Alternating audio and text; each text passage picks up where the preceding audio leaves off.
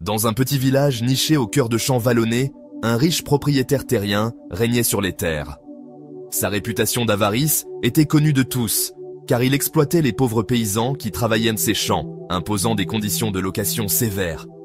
Il s'appropriait la part du lion de leur récolte, ne leur laissant que le strict nécessaire pour survivre. Son cœur semblait taillé dans la pierre, insensible aux luttes de ceux qui peinaient sous son autorité. Une saison, un paysan en difficulté s'adressa au propriétaire, désespéré de louer une parcelle pour nourrir sa famille. Sans autre choix, il accepta les conditions du propriétaire. La moitié de la récolte lui reviendrait. Le paysan mit toute son énergie dans la terre, travaillant du lever au coucher du soleil. Ses efforts portèrent leurs fruits, et les champs s'épanouirent en culture dorée. Pourtant, au moment de partager la récolte, le propriétaire s'empara des meilleures parts, ne laissant aux paysans que de maigres restes. Le paysan rentra chez lui, le visage lourd de chagrin, les mains vides malgré son labeur. Le fils du paysan, un jeune homme à l'esprit vif et doté d'un sens aigu de la justice, remarqua le désespoir de son père. Assis près de l'âtre, le paysan raconta son travail et l'avidité du propriétaire. Le fils écouta attentivement, déjà en train d'échafauder un plan. Il résolut de confronter le propriétaire, non avec colère, mais avec ruse. L'année suivante, le fils s'adressa au propriétaire pour louer une parcelle. Il proposa un nouveau marché, le propriétaire prendrait tout ce qui se trouvait sous la terre, tandis que le fils garderait ce qui poussait au-dessus. Confiant en sa propre intelligence, le propriétaire accepta, ne voyant aucun risque dans l'arrangement.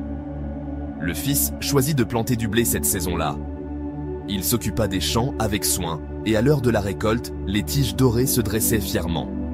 Fidèle à l'accord, le fils récolta les précieux grains au-dessus du sol, ne laissant que les racines pour le propriétaire. Lorsque celui-ci arriva, s'attendant à une part abondante, il ne trouva que des racines inutiles. Son visage s'assombrit de colère, mais l'accord était irrévocable. Déterminé à surpasser le jeune homme, le propriétaire proposa un nouveau marché pour la saison suivante. Cette fois, il prendrait tout ce qui poussait au-dessus du sol, et le fils pourrait garder ce qui se trouvait en dessous. Le fils acquiesça, l'air calme. Cette année-là, il planta des pommes de terre. Il soigna la culture avec la même diligence, et lors de la récolte, le propriétaire s'empressa de réclamer les feuillages au-dessus du sol. Mais le véritable trésor, les pommes de terre robustes, étaient enfouies sous terre, appartenant entièrement au fils. Le propriétaire, n'ayant que des feuilles fanées, sentit sa colère monter, mais il ne pouvait contester les termes. Consumé par le besoin de triompher, le propriétaire conçut un plan qu'il croyait infaillible. Pour la saison suivante, il déclara qu'il prendrait à la fois ce qui poussait au-dessus et en dessous du sol, ne laissant au fils que ce qui se trouvait entre les deux. Le fils, imperturbable, accepta les conditions avec un sourire discret. Cette fois, il planta de la canne à sucre. Il s'occupa des hautes tiges avec précision, et à la récolte, il coupa soigneusement les sections juteuses du milieu, laissant les cimes feuillues et les racines fibreuses au propriétaire. Une fois de plus, le propriétaire se retrouva avec une part inutile, son orgueil s'effondrant sous le poids de sa propre avidité. Vaincu, le propriétaire fit face au jeune homme, son arrogance envolée. Le fils, droit et fier, parla d'équité. Il expliqua que les paysans, qui consacrèrent leur vie à la terre, méritaient de respect et traitement juste, car ils étaient ceux qui créaient la richesse. Ces paroles, dénuées de malice, portaient la vérité et transpercèrent le cœur endurci du propriétaire. Pour la première fois, celui-ci comprit le coût de son avidité, non seulement pour les paysans, mais aussi pour le village, qui dépérissait sous son joug. Un changement s'opéra en lui. Il commença à voir la sagesse dans les actions du jeune homme, non seulement pour l'avoir surpassé, mais pour avoir montré une voie meilleure.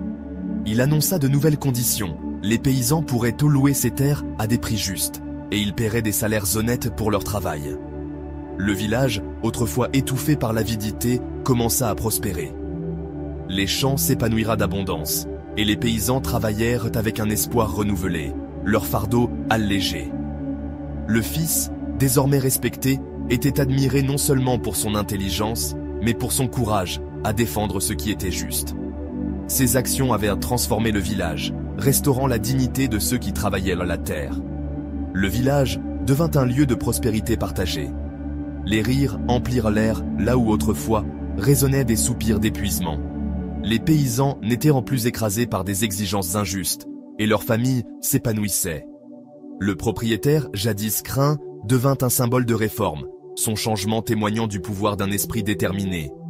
L'héritage du fils ne résidait pas dans la richesse ou le pouvoir, mais dans le respect qu'il avait gagné et la justice qu'il avait restaurée.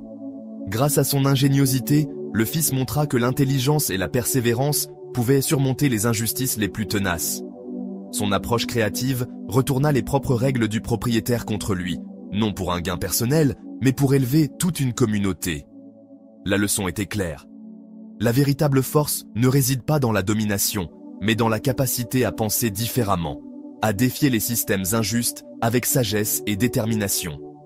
Le pouvoir, aussi grand soit-il, pouvait être défait par un esprit refusant de plier face à l'avidité.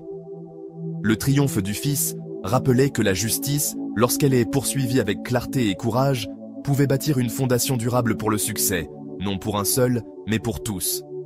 Le village devint un témoignage vivant de cette vérité, ces chants symbolisant ce qui pouvait être accompli lorsque l'ingéniosité et l'équité prévalaient.